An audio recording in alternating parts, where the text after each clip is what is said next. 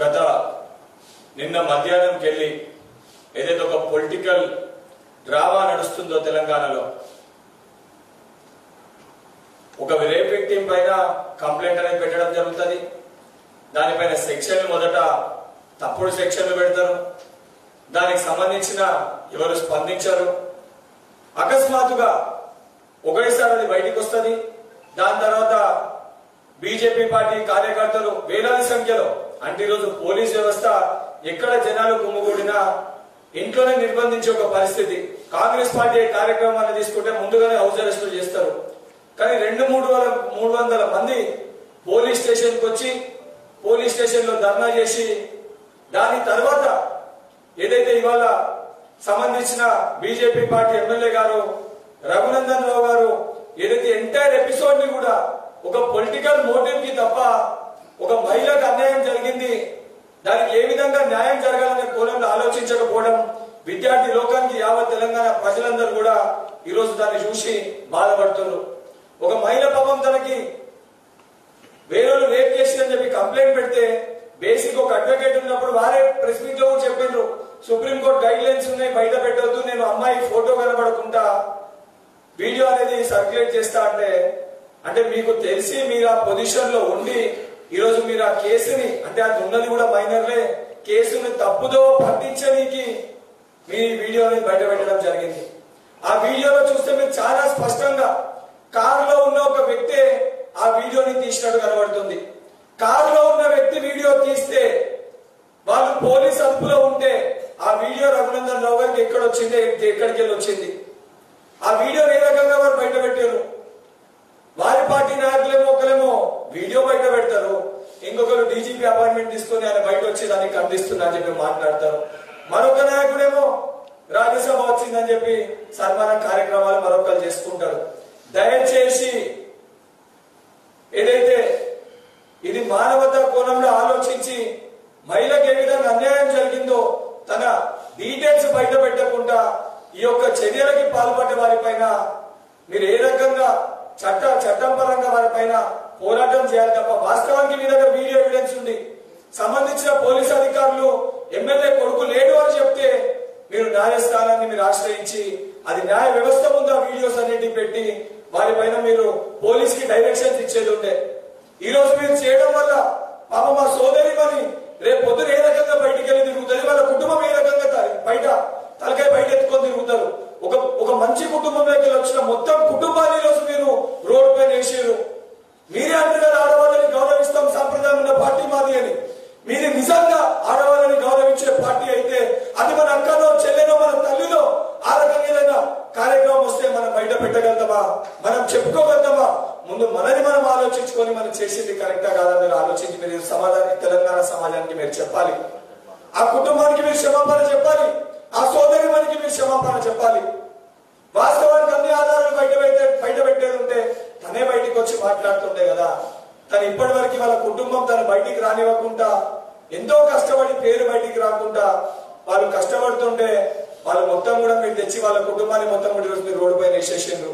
ఆ కుటుంబానికి రేపు పొద్దున మీరు చేసిన ఒక చర్యలకి తనకు కూడా ప్రొటెక్షన్ కూడా, తనకి ఏది జరిగినా కూడా దాని బాధ్యత కూడా మీరే వహించాలి.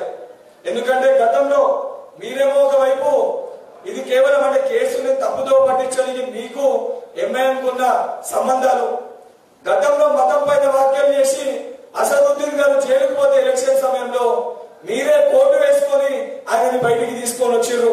దాని తర్వాత మీరు ప్రెస్ మీట్ లో పెట్టిన వీడియో ఫుటేజ్ ఇది, దాని ఫోటోగ్రాఫ్స్ ఇది. ఒకవైపు మీరు ఈరోజు విద్యార్థులని, నిరుద్యోగులని, మీరు ఎవరైతే తెలంగాణ ప్రజానికాన్ని మీరు మతం పేరుట మీరు వాళ్ళ సెంటిమెంట్స్ తోటి ఆడుకొని మీరు రాజకీయాలు చేయాలనుకుంటున్నారు. నిజంగా మీకు చిత్తశుద్ధి ఉంటే మీరే అడ్వకేట్ కాబట్టి మీరే కేసుని వాదించేది ఉండే.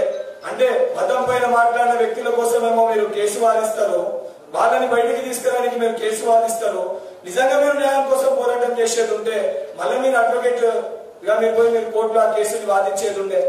కానీ ఆధారాలు దేనికోసం బయట పెట్టారు అంటే అందున్న వ్యక్తులు కూడా జువెనల్సే, వాళ్ళపైన కూడా ఏ రకంగా అంటే వాళ్ళని ఏ రకంగా తప్పించాలని చెప్పని మీ ఇద్దరి మధ్యలో ఎంఐఎం, బీజేపీ, టీఆర్ఎస్ పార్టీ అంటే ఆ ఫుటేజ్ బయటికి కూడా రానికి కారణం పోలీస్ వ్యవస్థ ఎవరైతే ఆ వ్యక్తులని పట్టుకున్నారో అరెస్ట్ చేసిన నిందితుల దగ్గర ఫోన్ రికవరీలో వాళ్ళ ఫోన్స్ లో దొరికిన ఒక వీడియో ఇది. మనం అందరం ఇంకొక కోణంలో కూడా ఆలోచించాలి. ఒక అమ్మాయి పైన లైంగిక దాడి చేస్తున్నప్పుడు అదే కారులో ఉన్న మరొక వ్యక్తి ఫోన్ లో వీడియో తీసిందంటే అది దేనికోసం తీసిందో, రేపు పొద్దున మళ్ళీ అమ్మాయిని బ్లాక్ మెయిల్ చేయడానికి కాదా అనే విషయాలు కూడా మనం ఆలోచించాలి. ఏమేమి సెక్షన్స్ పెట్టాలి పోలీసు కూడా ఈ కోణంలో ఆలోచించాలి. అంటే వాళ్ళు రేపు పొద్దున వీడియో తీసుకున్న కుటుంబాన్ని కూడా బ్లాక్ మెయిల్ చేయడానికి ఆ వీడియో అనేది తీసిండ్రు. మరి ఆ వీడియో మీకు ఆ బ్లాక్ మెయిల్ చేయడానికి తీసిన వ్యక్తి మీకు ఇస్తే లేదా పోలీస్ వ్యవస్థ ఇచ్చిండ్రో, తెలంగాణ సమాజానికి మీరు ఒక బాధ్యత గల ఎమ్మెల్యే పదవిలో ఉన్నారు కాబట్టి దీనిపైన స్పష్టత ఇవ్వాల్సిన బాధ్యత మీ పైన ఉంది. ఇవన్నీ పక్కన పెట్టి కేవలం రాజకీయం కోసము ఏది చెప్పినా నడుస్తుంది, ఏది మాట్లాడినా నడుస్తుంది అంటే ఒక నిరుద్యోగి లెక్క, ఒక విద్యార్థి విభాగానికి రాష్ట్ర అధ్యక్షుడు లెక్క దీన్ని సహించేది లేదు. ఇప్పటికన్నా మీరు చేసిన చర్యలకి సమాధానం చెప్పి ఆ కుటుంబానికి బహిరంగ క్షమాపణ చెప్పాలని చెప్పని మేము ఎన్ఎస్ఏ పక్షాన కోరుతున్నాము. అదే విధంగా పోలీస్ వ్యవస్థని కూడా ఏదైతే ఆరోపణలు ఎదుర్కొంటారో మహమూద్ అలీ గారి మనవడు కానివ్వండి, లేకపోతే ఎమ్మెల్యే గారి కొడుకు కానివ్వండి, సంబంధించిన ఎవరన్నా ఎంత పెద్ద వ్యక్తులున్నా తక్షణమే వారిని కస్టడీలోకి తీసుకొని అందులో ఎవరైనా మేజర్స్ ఉంటే వాళ్ళని మీడియా ముందు ప్రొడ్యూస్ చేసి, జువినల్స్ ఉన్నా కానీ వాళ్ళు చేసిన దానికి చట్టం పరంగా ఎన్నైతే సెక్షన్స్ పెట్టగలుగుతామో రేపు పొద్దున ఇతరులు ఇటువంటి కార్యక్రమాలు చేపట్టాలంటే భయపడే విధంగా కఠినమైన చర్యలు తీసుకోవాలి. తెలంగాణ సమాజానికి ఇది ఒక మెసేజ్ ఇవ్వాలి.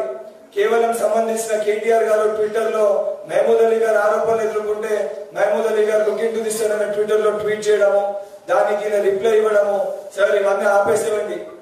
మీకు నిజంగా చట్టం పరంగా చర్యలు తీసుకుంటే ముఖ్యమంత్రి గారు దీనిపైన స్పందించండి. ముఖ్యమంత్రి గారు దీనిపైన స్పందించాలి.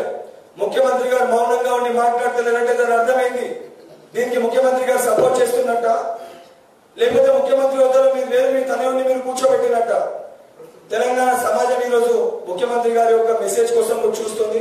తక్షణమే దీనిపైన స్పందించి సంబంధించిన వారిపైన కఠినమైన చర్యలు తీసుకొని వాళ్ళని తక్షణమే జ్యుడిషియల్ కస్టడీలో తీసుకొని అందరినీ సహకరించిన వారిని, ఉన్నవారిని, దానిలో పాల్పడ్డ వారిని, క్లబ్ ఓనర్స్ ని, ఎవరైతే క్లబ్ ఓనర్స్ సంబంధించి నేను ఒక మీడియా ఛానల్ లో ఆయన క్లబ్ ఓనర్ మాట్లాడింది కూడా చూసినాను. ఆయన చాలా స్పష్టంగా అదొక నాన్ ఆల్కహాలిక్ పార్టీ, మేము మైనర్స్ ని ఎంట్రీ చేసినామంటారు. మరి ఎంట్రీ చేసినప్పుడు పర్మిషన్ కి అప్లై చేసినప్పుడు ఆ కన్సర్న్ పిఎస్ లో అప్లికేషన్ పెట్టినరా అనే దానిపైన కూడా పోలీస్ వ్యవస్థ దీనిపైన స్పష్టత ఇవ్వాలి. చాలా ఉన్నాయి, చాలా క్వశ్చన్ మార్క్స్ ఉన్నాయి. ఇవన్నీ ఏంటంటే కేవలము ఈరోజు ఇది తెలంగాణ సమాజానికి రేపు పొద్దున వేరే వాళ్ళ ఇటువంటి ఒక పనికి పాల్పడాలంటే భయపడే విధంగా చర్యలు తీసుకోవాలి. తీసుకొని పక్షాన ఈరోజు కేవలము డీజీపీ ఆఫీస్ ని ముట్టడించడము, మీరు పట్టించుకోకపోతే ఉద్యమం తీవ్ర స్థాయికి చేరుతుంది. సంబంధించిన నాయకులు ఎవరైతే ఈ యొక్క కార్యక్రమంలో పాల్పడ్డారో తప్పనిసరిగా విద్యార్థులని, యువకులము అందరము రోడ్లపైకి వచ్చి వాళ్ళని అడ్డుకుంటాము. ప్రజాక్షేత్రంలో వాళ్ళని నిలదీసే పరిస్థితి వస్తుంది. దాని తర్వాత జరిగే కార్యక్రమానికి రాష్ట్ర ప్రభుత్వం, రాష్ట్ర ముఖ్యమంత్రి గారి బాధ్యత వహించాలని చెప్పని కోరుతున్నాను. ధన్యవాదాలు.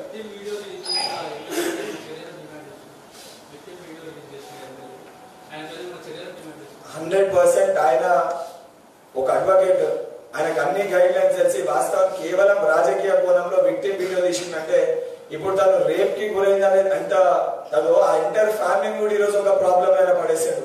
తప్పనిసరిగా ఆయన పైన కూడా నేను మొదట్లో కూడా అదే చెప్పిన, చట్టపరంగా ఆయన పైన తప్పనిసరిగా కేసు పెట్టాలి, ఆయన పైన కూడా విచారణ జరపాలి.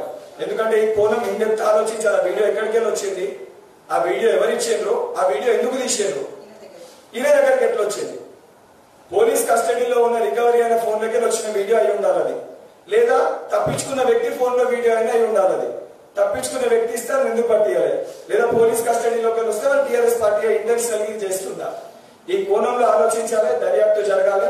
తప్పనిసరిగా జరగకపోతే తీవ్ర పరిణామాలు తెలంగాణ చూడాల్సి వస్తుంది. హాయ్ ఫ్రెండ్స్, మా టుడే టుమారో యూట్యూబ్ ఛానల్ చూస్తున్నందుకు చాలా థ్యాంక్స్. మరిన్ని లేటెస్ట్ వీడియోస్ కోసం వెంటనే సబ్స్క్రైబ్ చేయండి. అలాగే ఈ బెల్ ని కూడా రింగ్ చేసేయండి. మా నోటిఫికేషన్స్ అన్ని మీ మొబైల్లో వస్తాయి. అలాగే మా వీడియోస్ మీకు నచ్చితే లైక్ చేయండి, షేర్ చేయండి, నచ్చకపోతే కామెంట్ చేయండి.